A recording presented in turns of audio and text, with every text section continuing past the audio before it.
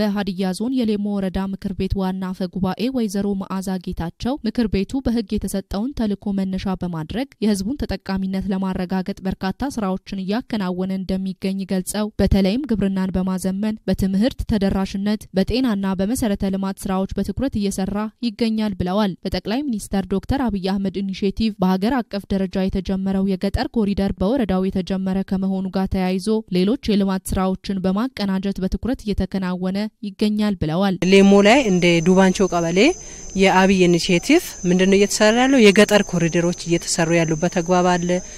በሌሳ ጤና ጣቢያ እየተሰራ ያለበት ተግባብ አለ። የሌሞ ደግሞ የምክር ቤት መሰብሰቢያ አድራሽም እየተሰራ ያለበት አግባብ አለ። ሌላ ደግሞ የተማሪ መማር ማስተማር መጽሐፍት ከህዝብ ጋር አንድ በመሆን ልጅን ለማስተማር መጻፍትን አንድ ለአንድ ለማድረስ ብዙ ስራዎችን እየተሰራ ነው ያለው። ይሄንን ደግሞ ምክር ቤቱ ከጎን በመቆም ከህዝብ ጋር በመቀናጀት ህዝቡ ደግሞ ነገ የተሻለ ትውልድ እንዲፈጠር ምክር ቤቱ እየተረባረበና አቅም በቻ የወረዳው ህዝብ የልማት አጋርነቱን በተለያዩ አጋጣሚዎች አስመስክሯል ያሉት ዋና አፈ ጉባኤዋ በ2018 በጀት ዓመት የታዩ ክፍተቶችን በመቅረፍ የተጀመሩ የልማትና የመልካም አስተዳደር ስራዎችን ከአስፈጻሚ አካላት ጋር በትብብር መስራት እንደሚገባ አጽንኦት ሰጥተዋል። በዚህ ላይ ደግሞ ቀጥለን ማስኬድ ያለበት በዚህ በጀት ዓመት ላይ በ27 ላይ የቀሩትን ስራዎች ለቅመን ለህዝቡ ጠቃሚ የሆኑ እንደነ ውሃ ያሉት ንጹህ የመጠጥ ውሃ መጠጣት ሌሞ ህዝብ ይፈልጋል። ይሄ ደግሞ ዘመናትን ያስቆጠረ የንጹህ ውሃ መጠጥ ችግር አሁን እንዲቀረፍ ደግሞ ህክምናን በየቀበሌያቱ እንዲያገኝ ሆስፒታሎችን ሌሞ ወረዳ ላይ ባይዘው ድሮውኑ ንግስተ ህልኒ ሆስፒታል ከመመስረቱ በፊት በሌሳ ሆስፒታል የዛኔ ነበር የተመሰረተው። ግንባታ በህዝብ ተሳትፎ ተጀምሮ ነው ያለው።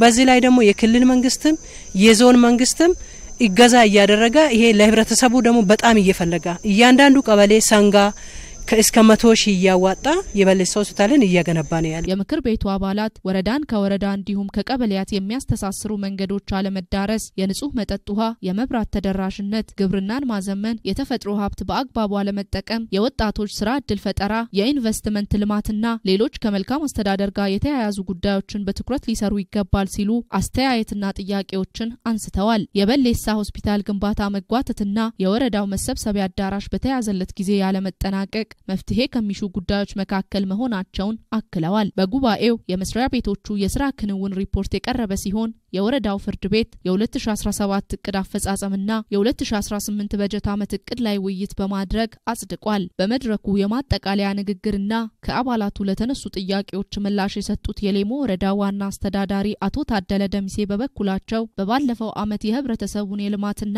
የመልካም አስተዳደር ጥያቄዎችን ደረጃ በደረጃ ለመመለስ በተሰራው ስራ በተለያዩ ዘርፎች አበረታች ለውጦች ተመዝግበዋል ብለዋል። ከዚህ ቀደም ይነሱ የነበሩ የሰራተኛ ደሞዝ ክፍያ፣ ያልተዘሩ መሬቶችን በሰብል መሸፈን፣ በስራ እድል ፈጠራና የወረዳውን ሰላም ማስፈንና በሌሎች የልማትና የመልካም አስተዳደር ዘርፎች ላይ አመርቂ ውጤት መታየቱን አንስተዋል። ህብረተሰቡ ላይ ስለ ሰላምና ጸጥታ አብረን እጅና ጓንት ሆነን በመስራት ህብረተሰቡ ውስጥ ገብቶ ችግሮችን መፍታት፣ የመልካም አስተዳደር ችግሮች ሳይፈጠሩ ውይይት በማድረግ እስከ ቀበሌ ድረስ በመሄድ የወጣቶች ጥያቄዎችን በመፍታት በስራ እድል ፈጠራ ላይ የነበረውን ሰፊ የመሬት አቅርቦትን በማቅረብ ሰላም እንዲሰፍን የተደረገበት ሁኔታ አለ።